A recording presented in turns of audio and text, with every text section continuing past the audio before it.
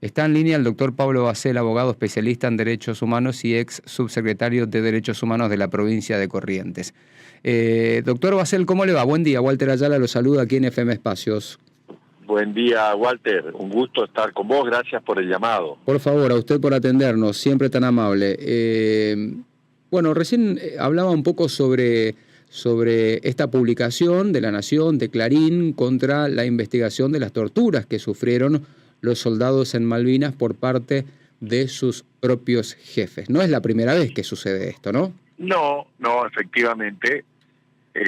No recuerdo si es la séptima o la octava editorial. Uh-huh. La editorial, para quienes no lo saben, es como una posición que fija el medio frente a un tema, ¿no? Sí, tal cual. Es decir, el diario dice esto, y el diario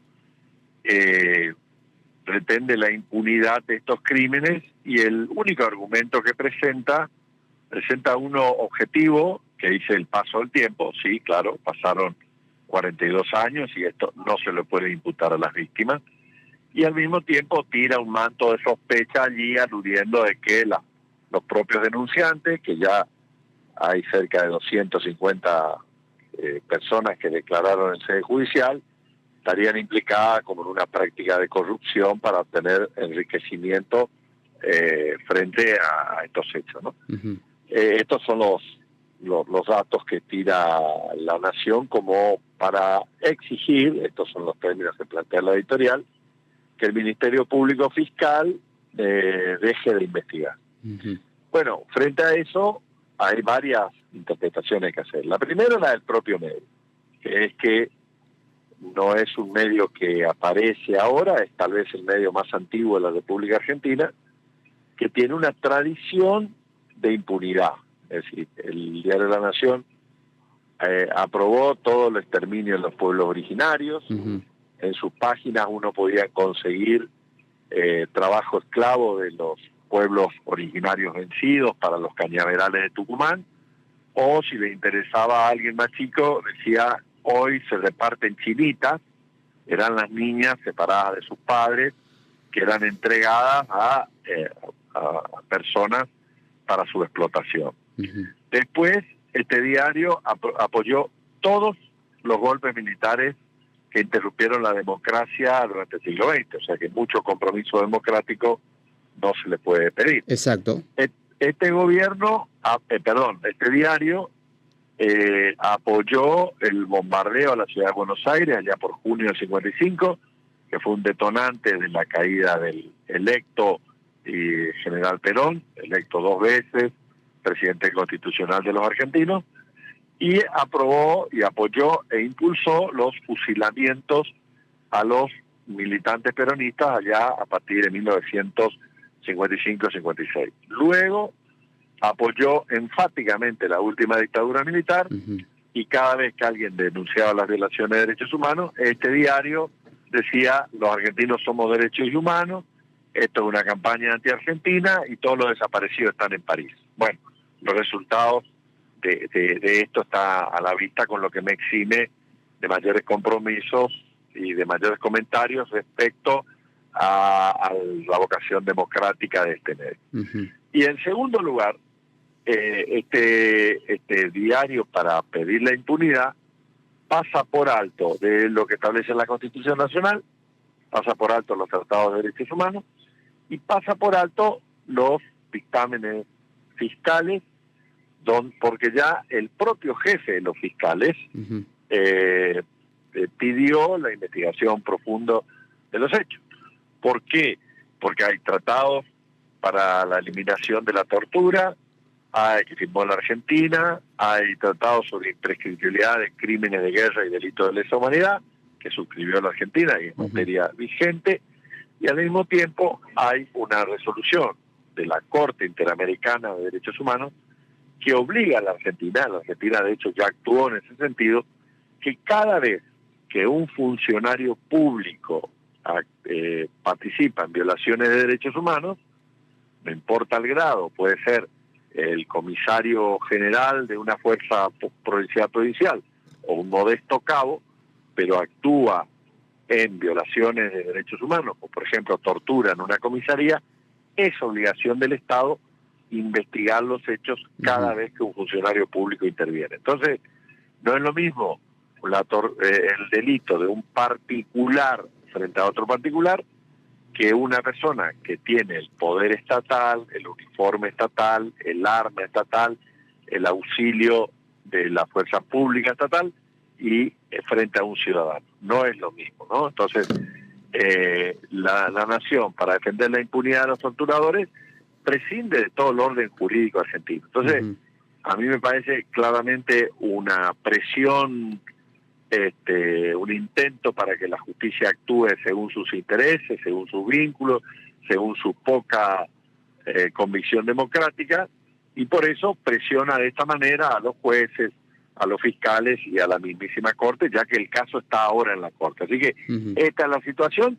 Entonces yo lo denuncio con todas las letras. Digo, primero, esto es un planteo ilegal, es un planteo de poder de alguien de escaso compromiso democrático y que apoyó todas las violaciones de derechos humanos del siglo XX. Ahora, yo más o menos estuve mirando el artículo que sale publicado en La Nación, que lleva como título Malvinas, luchar contra la mentira, ¿no? Así es el título del artículo.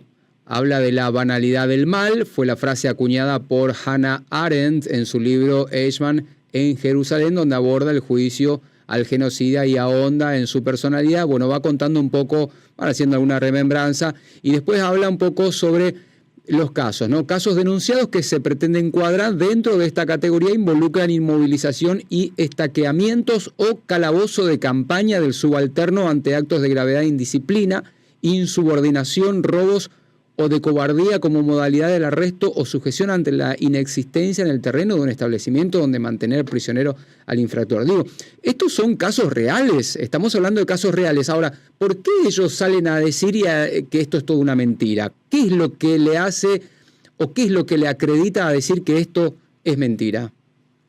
Mirá, hay 250 testimonios en sede judicial para que entienda tu escucha, tu audiencia. Yo denuncié 23 casos y luego fui presentando muchos casos, pero finalmente cada una de estas víctimas declaró frente a un juez diciendo: sí, a mí me torturó el cabo fulano, el sargento perengano, el teniente mengano. Entonces, hay 250 testimonios. De esos 250, yo conoceré a 80 o a 90. Hay gente que ha denunciado y no he visto nunca en mi vida. ¿Por qué?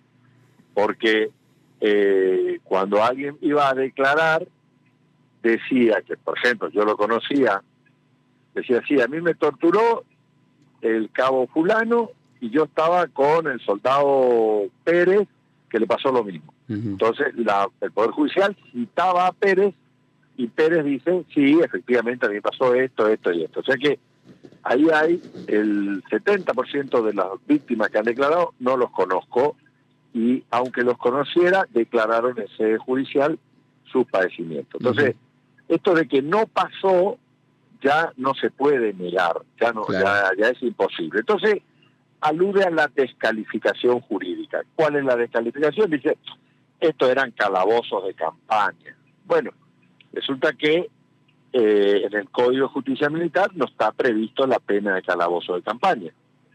Está previsto el calabozo, que es una construcción de 1 metro por 2, con una puerta, con una cama, con un sanitario. Eso es un calabozo.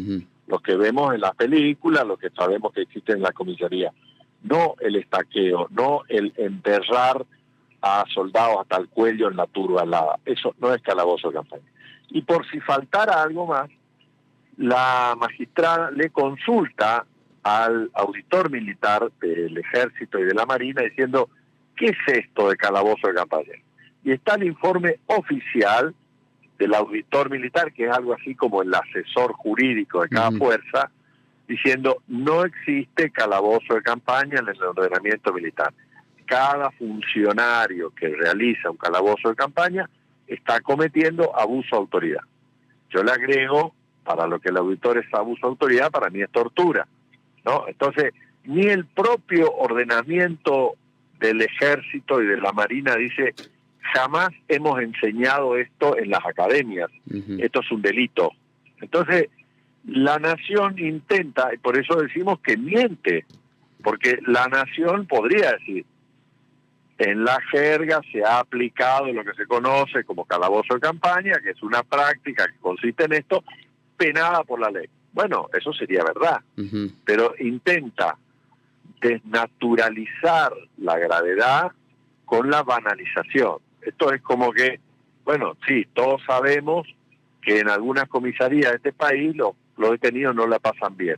Bueno, es que vamos a naturalizar la tortura, vamos a aceptar como que acá no pasó nada, vamos a aceptar como que, bueno, como se hace mucho, métanle, o como decía aquel viejo árbitro de fútbol, siga.